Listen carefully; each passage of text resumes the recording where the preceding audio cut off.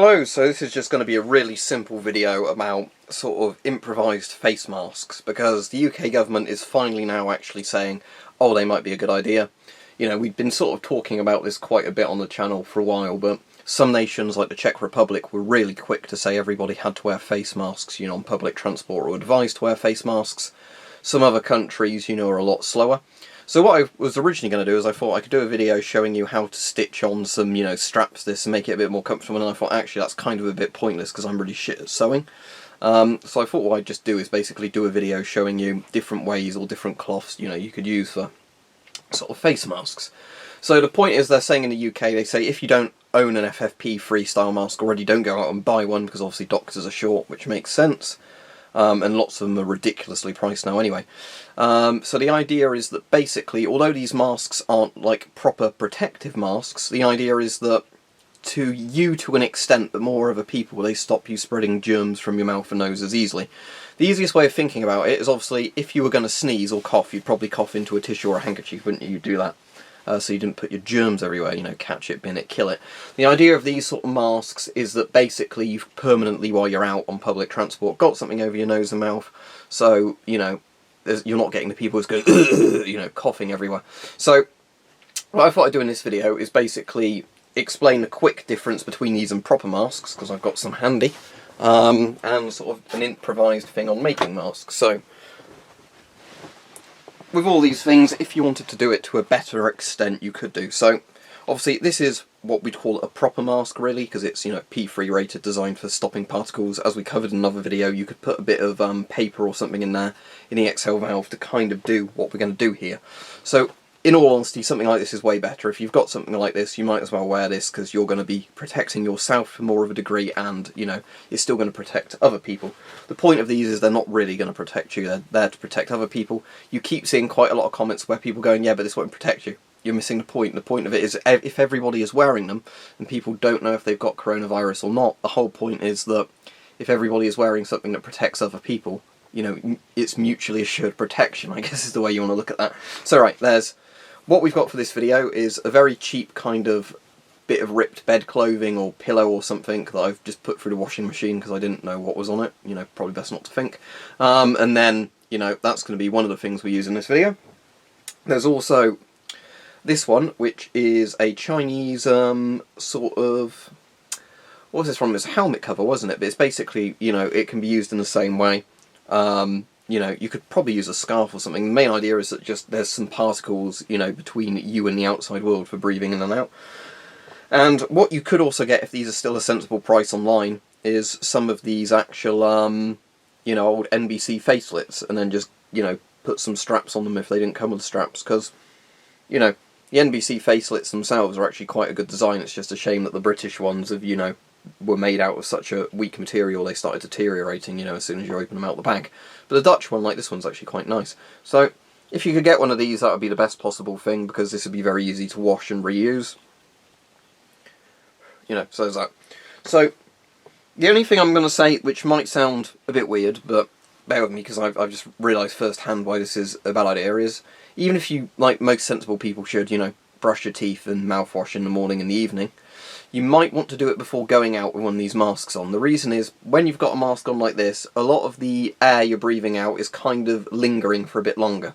So if you've eaten like some, I don't know, like fish kind of stuff, or had a strong coffee and your breath stinks, you're really going to be first-hand experiencing how bad your breath smells. So anyway, if you've got a big cloth like this, the simplest thing you can do is literally like you're some sort of Wild West outlaw. Get it and tie both bits around at the back. Remember, it has to cover your nose and your mouth, otherwise it's pointless. The more times you fold it, the more it will offer protection to you and to other people, but the more breathing resistance it will give you. So that's, up to you, but obviously what you could do, of course, is, fold this a couple of times and then, tie it around behind you like that. The problem is, as well, the tighter you tie it, the more pressure it's going to put on your nose, and, that might be uncomfortable. So something like this is going to be a lot more comfortable, if you've got a nice scarf or something and it doesn't look as, outlawish. So, but again, the same concepts there of just basically putting something around the back of your head like that. With these ones, you can actually...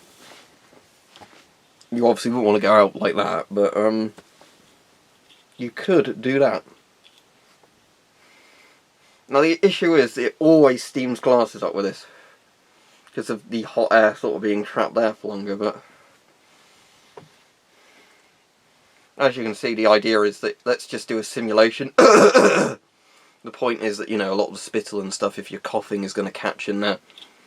Then what you could do if it was a cheap thing, when you get where you're going, you could just bin it and put a fresh one on, or you can get home and put it in the washing machine, couldn't you? That's the idea with something like this. So with these though, if you have just got an old pillow or something, what you can do, just get one of these, you know, and as much as you look like you're going to rob a stagecoach or a bank or something in the Wild West, you could just literally do it like that. You know, like I said, not the most comfortable thing. You need to make sure it does stay on your nose, because like you sometimes see pictures of people doing, if you're doing that, it's not going to do anything, is it? All that, because if you're still breathing in and out of your nose, this isn't trapping it. But the idea here is basically this just acts like putting a tissue in front of your mouth if you're coughing or sneezing. You know, I'd still suggest you try and not sneeze everywhere with one of these on. You know, you don't want a snotty cloth right over your face, do you? But the point is, that's why the government's recommending them. Just because countries that have been doing this have found that there's lower transmission. The idea is that, yes, it's not a 100% protective thing. Lots of people keep going, oh, but that's not an FFP3 mask, it's not going to work, is it? You know, that sort of stuff. No, but the point is that if everybody has one of these on, there's going to be just less spittle and stuff flying everywhere, you know. I'm sure if there was a camera you could just take onto public transport and see all of the snot and spit coming out of people's mouths as they breathe, you know, and cough quietly. You know, it'd be pretty disgusting and horrible. So the point is with these, is it's just lowering the transmission vector. That's all it's really doing.